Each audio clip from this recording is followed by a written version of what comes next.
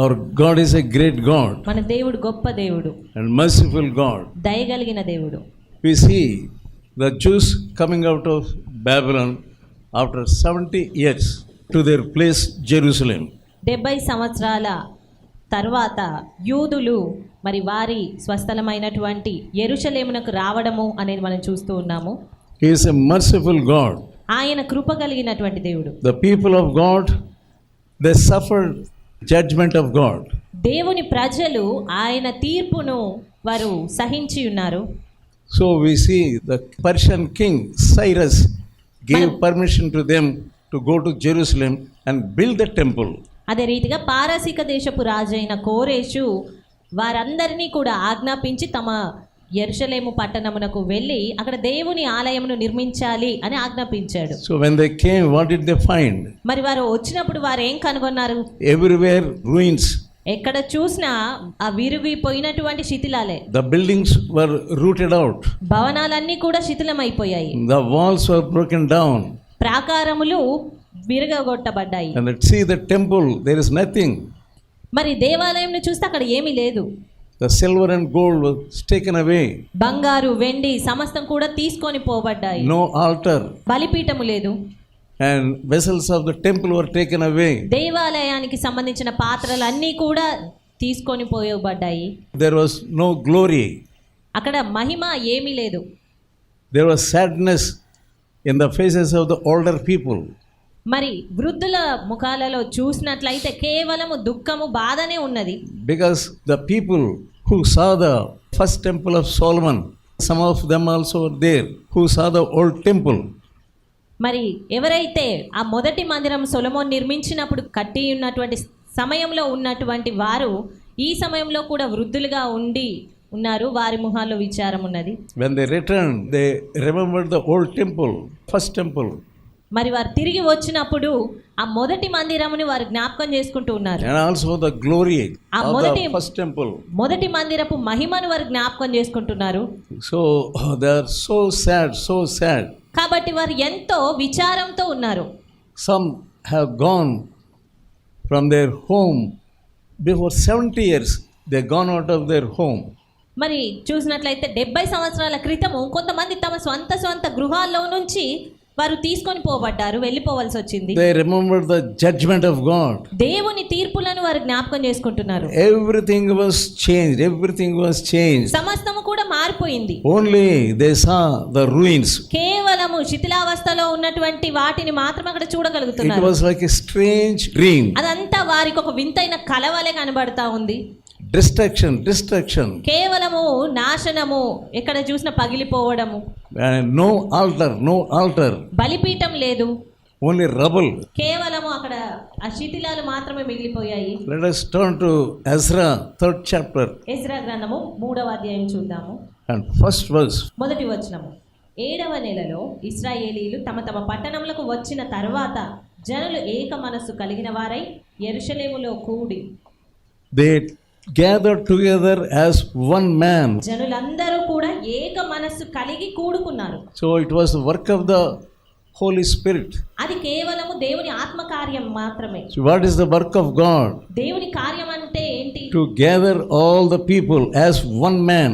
అందరిని సమకూర్చి ఏక మనస్సు కలిగి ఉండేట్లుగా చేయడము. Yeah, God will give you one mind. దేవుడు మీకు ఏక మనస్సుని ఇస్తారు. That is the work of the Holy Spirit. అది పరిశుద్ధాత్మ కార్యము. There are many people, they don't come to build the altar.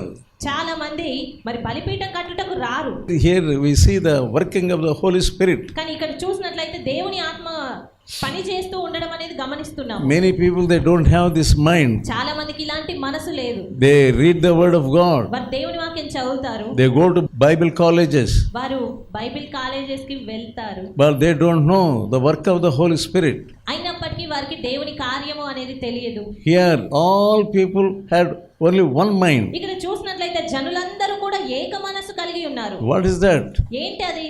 We must build first the altar. ఎలాగైనా ముందుగా మనము బలిపీఠమును కట్టాలి. That will be the mind. అది వారి మనసు. Gathering his people. ఆయన తన ప్రజలను సమకూర్చుకుంటూ ఉన్నారు. What is the first work? మొట్టమొదటి పని ఏంటి? To build the altar. బలిపీఠం కట్టడము. You might have suffered many judgments of God. మీరు దేవుని యొక్క తీర్పులను ఎన్నిటినో అనుభవించి You ఉండవచ్చు, may have suffered so many losses. ఎన్నో nashtaలను చవి చూసి ఉండొచ్చు. Your joy might have been gone away. మీ సంతోషం ఒకవేళ తీసివేయబడిందేమో. The first thing you must do is build the altar of your life. మరి అయినప్పటికీ మీరు మొట్టమొదట చేయవలసింది ఏంటి అనగా మీ హృదయం అనే బలిపీఠంను కట్టడం. God leads you towards the altar. దేవుడు మిమ్మల్ని ఆ బలిపీఠం వైపుకు నడిపిస్తారు. What is the altar? ఏంటి బలిపీఠం అది? Now we see the sacrifices there. బలులను అర్పిస్తూ ఉంటారు బలిపీఠం పైన. For example, lambs and goats. ఉదాహరణకి గొర్రె పిల్లను అర్పిస్తారు. They shed the blood on the altar అక్కడ బలిపీఠం పైన రక్తం చిందించబడుతుంది. as a remission of sins. అక్కడ పాప విమోచన జరుగుతుంది. Why they experienced this judgment? ఎందుకు వారు ఈ తీర్పును ఎదుర్కోవాల్సి వచ్చింది? Because of their sin. వారి పాప కారణంగానే. The prophets were warning them. ప్రవక్తలు వారిని హెచ్చరిస్తూ వచ్చారు. Yeah, you must listen to the word of God. దేవుని వాక్కుకు మీరు విధేయత చూపించాలి. But they never listened to the word of God. అయినప్పటికీ జనులు ఎన్నడూ కూడా దేవుని మాటలు వినలేదు. God did not leave them forever. అయినప్పటికీ దేవుడు వారిని ఎల్లకాలం విడిచిపెట్టలేదు. He had mercy on them. వారి ఎడల దయ చూపించున్నాడు. There is a set time. అక్కడ ఒక నిర్ణయ కాలము అనేది ఉంటుంది. Captivity for 70 years. 70 సంవత్సరాలుగా బందీలుగా ఉండడం. Second verse. 2వ వచనము. యోజాదాకు కుమారుడైన యేషువయును యాజకులైన అతని సంబంధులను షయల్తీయేలు కుమారుడైన జెరుబ్బాబెలును అతని సంబంధులను లేచి దైవజనుడైన మోషే నియమించిన ధర్మశాస్త్రమునందు రాయబడిన ప్రకారంగా. Here we see two important persons, key persons. ఇక్కడ చూసినట్లయితే ప్రాముఖ్యంగా ఉన్నటువంటి ఇద్దరు వ్యక్తులను గురించి చూస్తున్నాము. Joshua Yeshua and the high priest. అతను ప్రధాన యాజకుడు ఉన్నాడు. And the second one is Zerubbabel, రెండవ వ్యక్తిగా జెరుబ్బాబెలు the ఉన్నాడు. leader of Jews. మరి యూదులకు నాయకులుగా వీరున్నారు. So these keepers, God raised them up. దేవుడు వారిని లేవనెత్తుతూ ఉన్నాడు. When they stood first, people came out.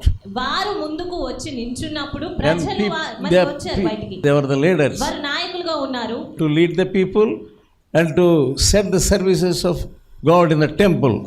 ప్రజలను నడిపించడానికి దేవుని ఆలయపు మందిర సంగతులన్నిటిని చూసుకోవడానికి వీరు నాయకులుగా ఉండి ప్రజలను నడిపిస్తూ ఉన్నారు. Third verse.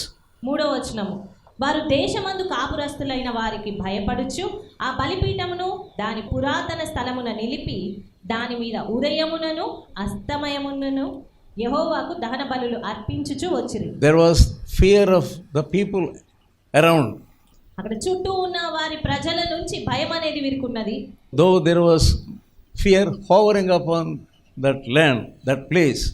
ఆ యొక్క దేశమందు ఆ స్థలమందు ఆ భయం అనేది ఉన్నప్పటికీ కూడా But these people stood and they were so bold enough to start the work. ఆ కాపురస్తులైన వారికి భయం ఉన్నప్పటికీ కూడా వీరు ఎంతో ధైర్యంగా నిల్చున్నారు. It was a work of God. అది దేవుని కార్యము. If God wants to do anything, దేవుడు ఏదైనా చెయ్యాలి అని ఆయన అనుకుంటే He will raise up some leader. ఆయన కొంతమంది నాయకులను లేవనెత్తుకుంటారు.